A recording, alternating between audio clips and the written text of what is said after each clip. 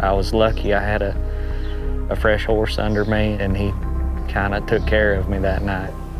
We had so many close calls, and I can just remember, I don't want to die here. It was moving so fast that it just overtook them. All my sisters and I, we lost our houses. We just always put those cows first. There were more cowboys out there trying to move the cattle out of harm's way. The fire changed directions enough that just totally surprised them and swept over them, and there just wasn't anything that anybody could do.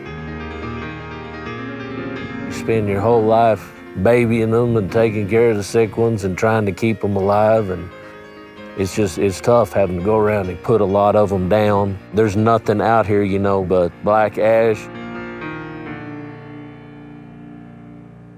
Firefighters are trying to stop wildfires burning out of control. Traditional ground fighting tactics are failing. The fires have killed at least 6 people. People who've been affected by these fires make their living in agriculture. They produce the food. Just a tremendous amount of standing grass that could be accurately described as standing gasoline, just waiting to explode. That day, it was very warm, no humidity, and it was really, really, really windy. We quite often have the conditions that we had every single year. The big key factor is the strength of the winds, where winds are 30 to 40, gusting over 60 for an extended period of time. It just takes the slightest little spark to send a fire racing 50 miles an hour across the prairie. Your small fires are fun, that's all right to say, but you have big fires like what we just went through, there's nothing fun about them. It burned into our backyard really fast. Within 20 or 30 minutes, it was in LaForge.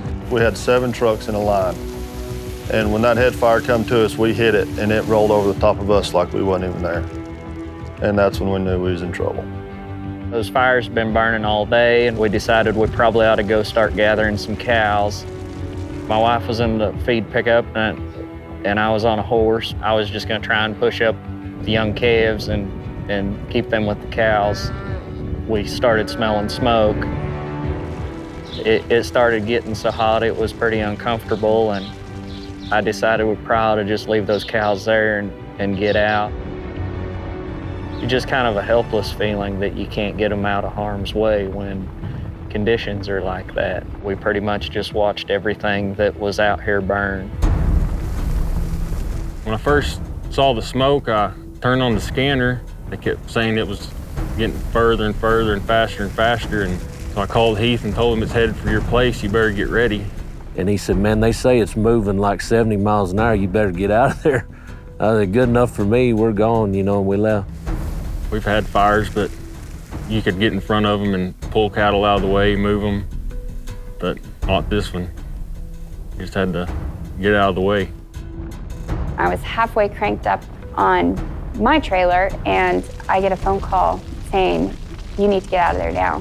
So I cranked the rest of the way up and figured I could go faster without a trailer. And I got out of there, and the fire was just all around me, like surrounding me, and smoke very thick at that point. On the phone with my sister that night, and I can just remember telling her, Jenny, I don't want to die here, because I just figured if I don't get burned up in the truck, I'm going to die from smoke inhalation. And she said, you're by the wheat field, get on it. That night, we had so many close calls, life or death close calls.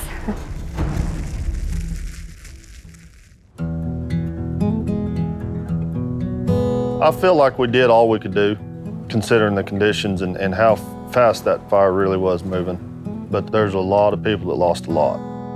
The impact on life, property, and livestock is just incredible with these big fires.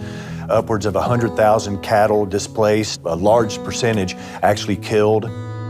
3 individuals over in the LaForce fire that actually died trying to get the cattle away from the fire, but it just overwhelmed them too quick. Cody Crockett and Sidney Wallace and Sloan Everett, the 3 that died in the fire, doing what they felt compelled to do to get a herd to safety, no matter what the risk. They are all as good of cowboys as you can find anywhere.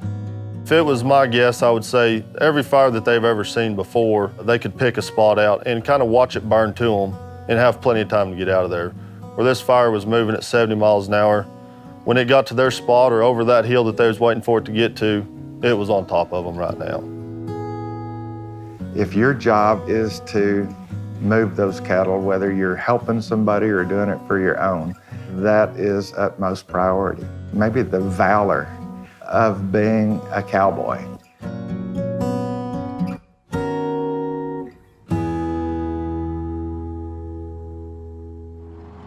The WRCA is located, headquartered in Amarillo, Texas. It is important for people to know the association has a philanthropic arm, which is, of course, the Working Ranch Cowboys Foundation. So all of the efforts, all the money, everything that's ultimately raised is geared towards helping fund projects that support the working rancher and the working ranch cowboy. So we actually have a wildfire assistance fund. It's restricted money that will go simply to that situation. WRCA, this is Peyton. In the early phases of this crisis, we knew there were going to be a lot of phone calls. We really couldn't imagine what ultimately happened over the following week.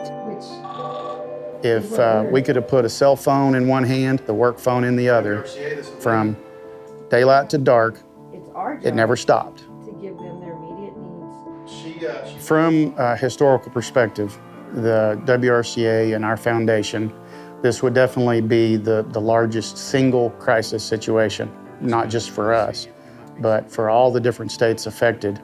Certainly there have been other fires, there have been other drought situations, there have been tornadoes and other catastrophic situations, but the sheer acres consumed, the lives lost, the cattle numbers that are lost, structures, houses, barns, attack, equipment, horses, even sheep, dogs, pigs, I mean, it goes on and on. It probably rivals anything that we've seen in most of our lifetimes. Thank you for doing that. We appreciate it very much. Yes, ma'am. God bless you. Bye. We came over here first, gonna work our way back east, and all these cattle were pretty good. Just lost maybe 10 head over here, so I thought, well, it's not gonna be that bad. But the further east we got, it's more and more dead cattle and burnt ones that needed to be put down. Basically, when you drove around, you found a lot of cattle that the entire pasture burned off, and they were just unscathed. That look, I don't know where they got. Some of them, I think, stayed by the windmills where it's all grubbed out, where we've been feeding. But the ones that ran from it wasn't so good on them. It was moving so fast that it just overtook them. They couldn't outrun it. It hurt a lot. It messes with you for sure. You know, you drive around all morning looking at them and think, oh, I can save them. Just give me time to get to them again. And by that afternoon, there's no way you can save them. You just gotta put them down. Wes called one morning and said, hey, I got some guys here with big tractors. They want to come help with the deads. They came out and I kind of just showed them where they were, and they just went straight to work, putting them in piles where they were a good place to either bury them or get a truck to them. You don't have to go see them scattered out across the pasture every day, and just kind of getting things cleaned up make you feel a lot better about it. These cows belong to Pete Bonds, and he found a home for them. And I think the plan for now is for them to just keep them for us a little bit. I mean, there's nothing out here, you know, we having to hay them every bite that they get, and they'd just be better off and not walking around breathing this black ash. We gathered all these and loaded all them on the trucks. I'm happy they're going somewhere where they can have a good home for a while, but at the same time, would rather be out feeding them and taking care of them. I imagine the plan is to let it green up, you know, maybe 3 or 4 months you could bring them back.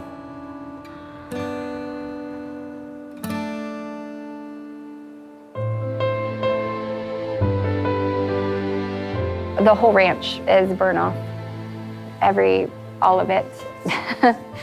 We had over 500 head that died. All my sisters and I, we lost our houses. There was a 100-year-old building here that we used as an office. We lost it. That's the barn. Looking at it, it's an AI shed. And 100-year-old barn, lost it. My parents' house, somehow a neighbor was able to come in from the north side. I don't know how they made it through the fire, but they did. And they were able to keep it at bay because it burnt right up to the steps of my parents' house. Don't know how they did it, but they did it. It's been just amazing how generous people have been, and I have been amazed at like hay donations. I've been in charge of that, and I've got a whole list of people that want to donate. We came out here and there was some people that had gotten on my tractor and they were unloading some hay. I had never met them. They didn't know me. They just drove until they found a place that was burnt out. Come to find out, they had drove up from Dallas. I shook their hand and they left. Since then, it's just been a flood of people doing that. I just can't describe the help that we've got. It kind of changes the way you think about the world. Organizations all over Kansas, Oklahoma, Texas, Colorado have banded together. They were almost, you could say, ground zero in some cases, put themselves out there and said, we are going to be your point of contact for supplies. Bring us your hay, bring us your fencing. 3 days later, they were simply saying, where is this coming from? The lots are full of hay. In the early days, there's reports of trucks just driving through the streets of Texas and Oklahoma and Kansas, caravans upon caravans of 18-wheelers bringing hay to people they don't even know.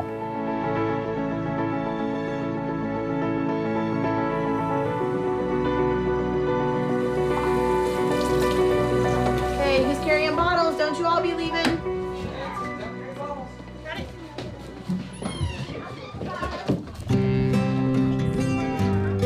Learning about the fires was easy. We could see them. They were too close for comfort. And of course, Meade's a small town and news spreads very rapidly. It was pretty evident to me that we were going to need to be doing a lot to help for a very long time. We were out driving around trying to figure out just where to start, what needed to be done. It didn't take a rocket scientist to see that a lot of calves were walking around looking for Mama, and she was gone. I thought, well, at least my kids could take in, you know, my parents or something. But then I thought, it's going to go way farther than that. And not everybody has grandkids with moms crazy enough to agree to let them take in bucket calves. So that's when I thought, we need to find people who can do this.